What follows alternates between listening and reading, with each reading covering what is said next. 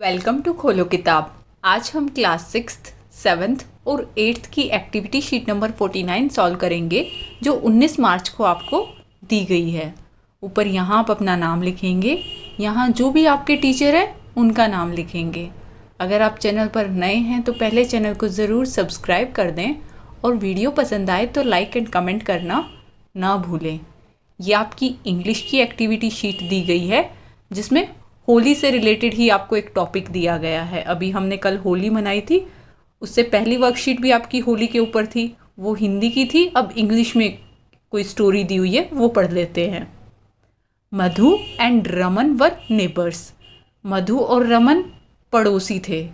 Their parents lived with lot of love, so the children also grew up learning values like compassion and care for each other. कि इनके parents आपस में प्यार से रहते थे, तो इसीलिए फिर बच्चे भी उनको देखकर ही बड़े हुए हैं, अपने पेरेंट्स से ही सीखा है। जैसे पेरेंट्स रहते हैं फिर बच्चे भी वही चीज़ें सीखते हैं। तो मधु और रमन के पेरेंट्स जैसे रहते थे, प्यार से रहते थे, बच्चे भी वही चीज़ सीखते हुए बड़े हुए और उनमें भी ये क्वालिटीज़ आई। कौन कौन सी क्वालिटीज़? कंपैशन। कंपैशन मतलब एक दया भावना थी, दयालु टाइप के थे और केयर करते थे फॉर ईच अदर, एक दूसरे की केयर करते थे। दे celebrated all the festivals together. और वो सारे फेस्टिवल्स को एक साथ मनाते थे। जितने भी त्यौहार होते हैं तो सब मनाते थे साथ में। Whether it was Diwali, Christmas, Guru Parv और ईद। कि चाहे दिवाली हो, क्रिसमस हो, गुरु पर्व हो, ईद हो, कोई भी त्यौहार हो, वो सब मिलकर मनाते थे। ऐसा नहीं करते थे कि हिंदुओं वाला फेस्टिवल होता है दिवाली तो हम नहीं मनाएंगे, या क्रिसमस क्रिश्चियंस का होता है हम नहीं मनाएंगे, गुरु पर्व सिखों का होता है तो हम नहीं मनाएंगे, ईद मुस्लिमों की होती है तो हम नहीं मनाएंगे। ऐसे वो कास्ट में बिलीव नहीं करते थे। रिलीजन में सारे फेस्टिवल्स मनाते थे, हर कास्ट के, हिंदू, मुस्लिम, सिख, ईसाई, जो भी त्यौहार होता था सब मनाते थे। They made sure that they did not cause harm to nature yet enjoyed a lot and celebrated with lot of joy. और जो भी त्यौहार वो मनाते थे तो वो इस तरह से मनाते थे कि हमारे नेचर को, हमारी प्रकृति को कोई नुकसान ना पहुँचे, और एन्जॉय भी बहुत करते थे, बहुत आनंद लेते थे, मज़े से खुशी के साथ सेलिब्रेट करते थे त्योहारों को। This time Holi was falling in the second week of March. और इस बार होली कब थी? मार्च के दूसरे सप्ताह में।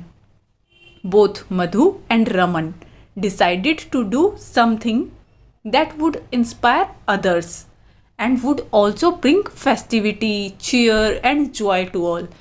कि इस बार दोनों, मधु ने और रमन ने, क्या डिसाइड किया कि वो थोड़ा अलग कुछ करेंगे, कुछ ऐसा करेंगे कि बाकी लोग भी उनसे इंस्पायर हों, उनसे कुछ सीखें, कुछ प्रेरणादायक कुछ ऐसा अलग करेंगे, और साथ में फेस्टिविटी, त्यौहार को मज़े से, खुशी से भी मनाएंगे। सो दे थॉट एंड थॉट। फिर वो सोच रहे थे कि ऐसा क्या किया जाए कुछ अलग तरीके से कि त्यौहार का त्यौहार हो जाए और कुछ इंस्पिरेशन भी मिले उससे। Colours and water were the usual custom. Holi पे यूजुअल कस्टम क्या होता है? यूजुअल मतलब जो सामान्य, नॉर्मल हम लोग करते हैं हमेशा, और कस्टम क्या? रिवाज। तो होली तो रंगों से और पानी से ही खेलते हैं हम मेनली, है ना? एक दूसरे पर रंग फेंकते हैं, पानी फेंकते हैं। They felt that colours harm the skin and throwing water at each other meant a lot of wastage. तो मधु और रमन को क्या फील हुआ? उन्हें लगा कि कलर्स से तो स्किन खराब हो जाती है, स्किन को नुकसान पहुंचता है, और पानी फेंकने से पानी की बहुत वेस्टेज होती है। दे वर taught at school that water can't be produced, so it has to be used with care। और उनको स्कूल में सिखाया गया था, क्या सिखाया गया था? कि पानी जो होता है वो हम प्रोड्यूस नहीं कर सकते। जितनी मात्रा में हमारी पृथ्वी पर पानी है वो उतना ही रहेगा, उसको हम प्रोड्यूस नहीं कर सकते हैं। इसलिए इसको ध्यान से, केयर के साथ यूज़ करना चाहिए, इसको वेस्ट नहीं करना चाहिए। They had taken a pledge in school that they would not do anything that meant a harm to our planet। और उन्होंने स्कूल में ये प्लेज भी ली थी। प्लेज मतलब ये प्रतिज्ञा ली थी कि वो ऐसा कुछ भी नहीं करेंगे जिससे प्लैनेट को हार्म हो, कि जो हमारी अर्थ है उस प्लैनेट पर कोई नुकसान हो, ऐसा काम नहीं करेंगे वो लोग। So they plan to celebrate Holi in an eco friendly manner. तो मधु ने और रमन ने क्या डिसाइड किया, क्या प्लान किया कि वो होली मनाएंगे लेकिन इको फ्रेंडली मैनर में, कि जिससे प्लैनेट को कोई नुकसान ना पहुँचे। This time they would play tilak Holi, कि इस बार वो तिलक होली खेलेंगे। They would only apply a tika on each others forehead and would enjoy homemade sweets like gujiya and besan barfi, कि इस बार वो एक दूसरे के माथे पर तिलक लगाएंगे और घर की बनाई हुई मिठाइयाँ खाएंगे, जैसे गुजिया हो गई और बेसन की बर्फ़ी हो गई। ये आपको पिक्चर में दिखाई भी गई है गुजिया, और गुलाल दिखाए हुए हैं रंग बिरंगे, कि वो एक दूसरे के माथे पर तिलक लगाएंगे। The plan was appreciated by their parents and friends also, कि जो इन्होंने ये प्लान बनाया था वो प्लान सबने अप्रिशिएट किया, सबको बहुत अच्छा लगा, उनके पेरेंट्स को भी, माता पिता को भी और दोस्तों को भी। Singing and dancing through out the afternoon they enjoyed the festival in the true sense. और फिर उन्होंने दोपहर में गाना और नाचना वगैरह किया, खूब एन्जॉय किया फेस्टिवल को। Everyone set in a circle and ate together, और फिर सब सर्कल में बैठ गए, गोले में बैठ गए और सबने फिर मिलकर खाना खाया। एट मतलब खाना खाया।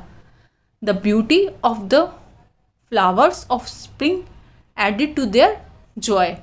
It was a memorable day for all, कि जो फूलों की वसंत ऋतु में, स्प्रिंग सीजन कौन सा होता है, वसंत ऋतु, सर्दियाँ जाने के बाद स्प्रिंग सीजन आता है, तो स्प्रिंग सीजन में फूल काफ़ी खिल जाते हैं, तो उसकी सुंदरता से और खुशी हो गई थी। It was a memorable day for all, मतलब ये सब के लिए एक यादगार दिन था, कि सब लोग मिलकर साथ में गा रहे थे, नाच रहे थे, फिर साथ में खाना वगैरह, जो भी मिठाइयाँ वगैरह खा रहे थे। और स्प्रिंग सीज़न, वसंत ऋतु के फ्लावर्स की वजह से काफ़ी सुंदरता हो रखी थी, तो बहुत यादगार दिन था उनका।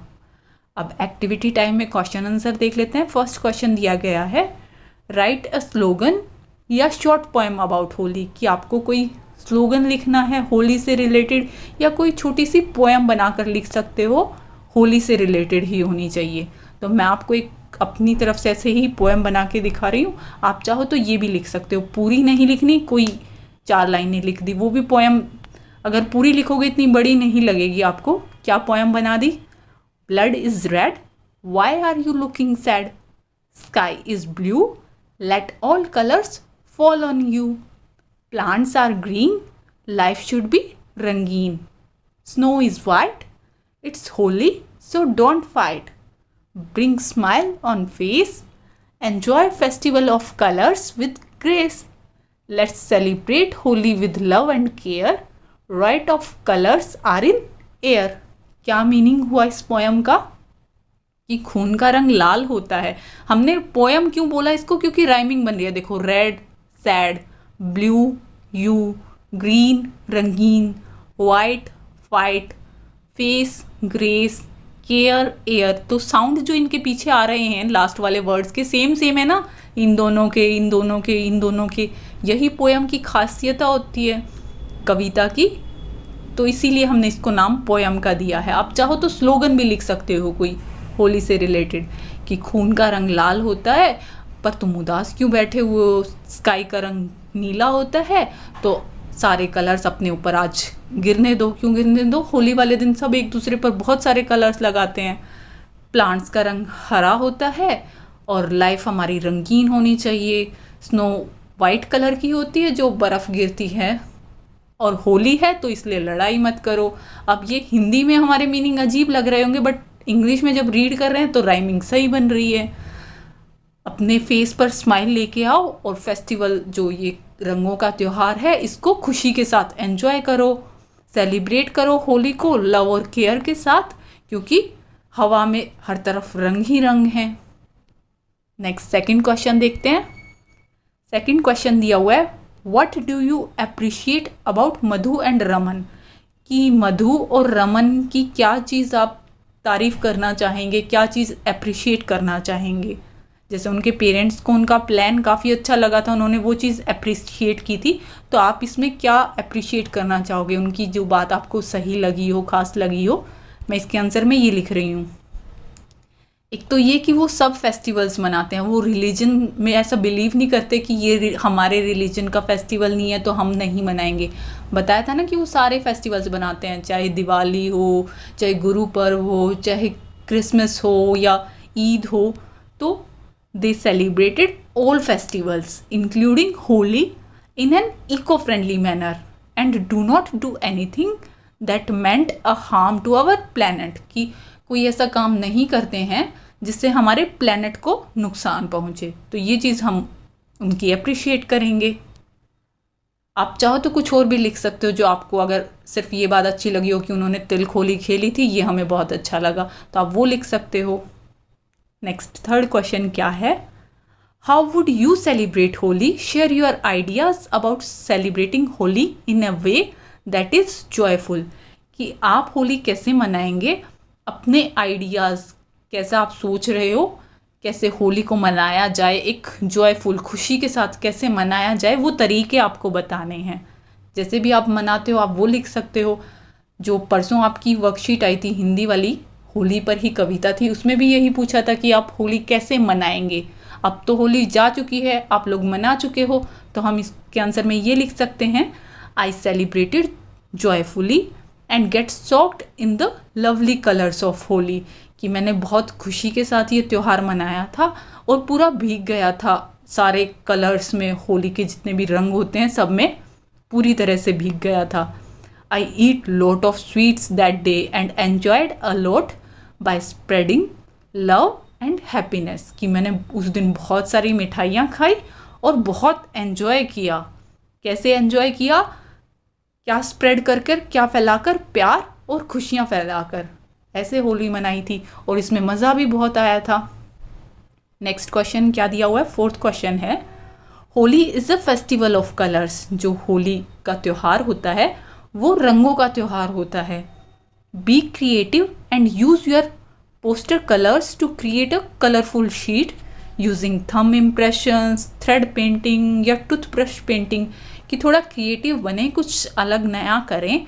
अपने पोस्टर कलर्स, जो भी आपके पास वाटर कलर्स वगैरह होंगे, उनकी हेल्प से, वाटर कलर्स की हेल्प से, पोस्टर कलर्स की हेल्प से कुछ रंग बिरंगी आपको कलरफुल शीट तैयार करनी है, अपने पेपर पर ड्राइंग करनी है। कैसे करनी है, या तो अपने थंब इम्प्रेशन से कर सकते हो, अपने अंगूठे वगैरह, फिंगर्स वगैरह की हेल्प से कोई ड्राइंग बना सकते हो, या थ्रेड की हेल्प से बना सकते हो, धागा, थ्रेड किसको बोलते हैं, धागे की पेंटिंग कर सकते हो, या फिर टूथब्रश, जो आप दंत मंजन जो होती है आपकी दांत साफ करने वाली ब्रश, उसकी हेल्प से पेंटिंग करोगे। नॉर्मल आपको पेंटिंग ब्रश नहीं यूज़ करनी, बल्कि या तो अपना थंब या थ्रेड या टूथब्रश यूज़ करके ड्राइंग करनी है। नॉर्मली तो हम पेंसिल वगैरह से ड्रॉ करते हैं, तो ये मैं गूगल से ही कुछ पिक्चर्स ले रही हूँ, आप इस तरह से भी कर सकते हो, तीनों बताई हुई हैं। थंब इम्प्रेशन कैसे होगा, ये वाली पेंटिंग जो है ये थंब इम्प्रेशन से तैयार की गई है, कि अपने अंगूठे अलग अलग कलर के, कभी ऑरेंज कलर किया वो पेपर के ऊपर लगा दिया, फिर ग्रीन लगा दिया, अलग अलग फिंगर्स की हेल्प से लगा सकते हो। नेक्स्ट, ये तो हो गई थंब इम्प्रेशन। ऐसे ही आप बहुत सारी देख सकते हो, गूगल पर आपको बहुत सारी इमेजेस मिल जाएंगी थंब इम्प्रेशन से रिलेटेड। नेक्स्ट, इस वाली में थ्रेड से दिखाई हुई है। थ्रेड से पेंटिंग कैसे करते हैं, कि आपने अलग अलग कलर प्लेट पर रखे, जैसे ये कई सारे कलर दिखाए हुए हैं इन्होंने, और फिर एक थ्रेड, एक धागा लिया, उसको इन सब कलर्स में ऐसे पूरा इसके ऊपर रख दिया, वो सारे कलर्स इस धागे पे लग जाएंगे। उस धागे को अपनी नोटबुक में रखा या किसी भी पेपर पर रखा, जैसे यहाँ इस शेप में इन्होंने इस धागे को रख दिया, थोड़ा सा लाल है इसमें, फिर उसके बाद ये ऑरेंज कलर है, फिर येलो है, ग्रीन है ना, इस धागे पे सारे कलर। अब इसको फोल्ड कर दिया पेपर को, जैसे शीट या जिस पर भी आपने रखा हो, और धागे को जब पकड़कर खींचेंगे तो इस तरह की कुछ ड्राइंग बन जाएगी, दोनों साइड बन जाएगी, इस साइड भी बन जाएगी, इस साइड भी बन जाएगी, एक तरह से ग्रीटिंग कार्ड बन जाएगा। ये होगी थ्रेड की पेंटिंग। नेक्स्ट ये ब्रश से दिखाई हुई है। ब्रश से कैसे करते हैं, जो आपकी टूथब्रश होती है, रेनबो बना सकते हो, सबसे इजी रहेगा बनाना। अलग अलग कलर लिए अपनी टूथब्रश को, जो भी पुरानी आपकी ख़राब टूथब्रश है उसको डिप किया उन रंगों में, वाटर कलर्स में, पोस्टर कलर्स में, और ऐसे ऐसे फेर दिया। बस ये आपकी रेनबो पेंटिंग हो गई टूथब्रश की हेल्प से। यही 3 आपको मेथड बताए गए हैं, तो कोई भी एक ड्रॉ कर सकते हो और ज़रूरी नहीं है यही ड्रॉ करनी है। ये मैंने जहाँ से पिक्चर ली हुई है उनके नीचे नाम भी आपको नज़र आ रहे होंगे। आप अगर गूगल पर सर्च करोगे बहुत सारी मिल जाएंगी, थंब से रिलेटेड भी, थ्रेड से रिलेटेड भी और टूथब्रश से रिलेटेड भी। इसी के साथ ये एक्टिविटी शीट हमारी कंप्लीट हुई। मिलते हैं नेक्स्ट वीडियो में अगली एक्टिविटी शीट के साथ। Don't forget to like, comment, share and subscribe the channel. Thank you.